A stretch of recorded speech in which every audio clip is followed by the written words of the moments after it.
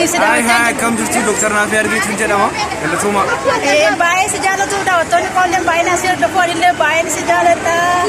Thank you. Buy a Pagati. Went to the yeah.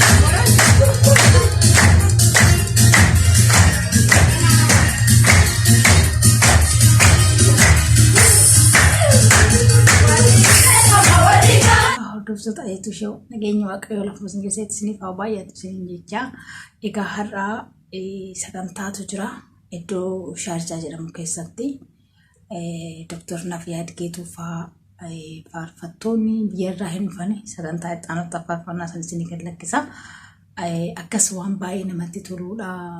Garuu Dr. Nafia Argituu dubbisuu hin dandeenye sababii namoonni baay'inaan jiraniif immoo sagalee jalqabarratti nagaa isin gaafatee jira. Dubbisuu hin dandeenye ijoollee sila baay'atanii jiraniif suura isaanii nama cinqu waan ta'eef kana jedhee baay'ee rakkisuu hin barbaanne akkasiin isiniin jedhaa turte bareedaa ture kitaabni isaa kana fakkaata Dr. Nafia Argituu bitachuu warri barbaadanii hin dandeessuun isiniin jedha borullee sagantaan hin jira saganticha hin beekne waan ta'eef guyyaa lama naaf fayyamuu dhiisuu danda'u waan ta'eef akkasii carraatti fayyadamtanii walaqxanii bitachuu dandeessuun isiniin jira akkas fakkaata Dr. Nafia Argituu dhugaa eessatti hin arga odoon jiru guyyaan qanii walitti naaf fida waan wal agarru namni akkatti wal arguu hin beeka waan ta'eef isaa wajjin wal arguu kootiif hedduun gammadee sagantaan biraa immoo kanaan viidiyoo waraabeen jira dabaree isaa eeggatanii kan isinii lakkisa akkasiin isiniin jira lafuma jirtanitti nagaa fayyaa ta'aadha gidduu kana xinnoo mana sin turre kana jedhee isin yaadeen ture karoormaan immoo